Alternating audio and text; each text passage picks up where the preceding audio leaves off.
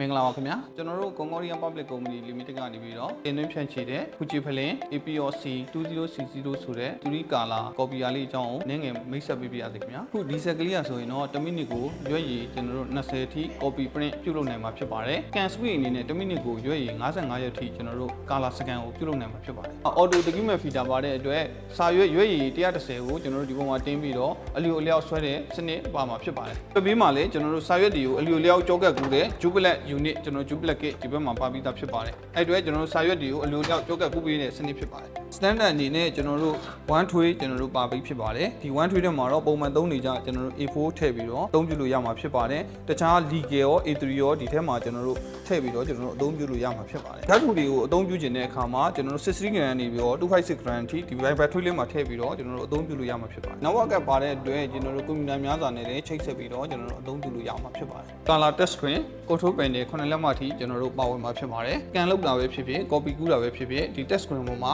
လွယ်ကူစွာအသုံးပြုလို့ရမှာဖြစ်ပါတယ်။ memory လည်းကျွန်တော်တို့ 4GB အထိကျွန်တော်တို့အသုံးပြုလို့ရပြီးတော့ external hard disk တွေနဲ့လည်း128GB အထိကျွန်တော်တို့ဒီ set ကလေးမှာပါဝင်မှာဖြစ်ပါတယ်။ Jimmy တို့ရဲ့အသုံးပြုပြီးသား file တွေကိုဒီ touch screen ပေါ်မှာအလွယ်တကူပြန်လည်ကြည့်ရှုနိုင်မှာဖြစ်ပါတယ်။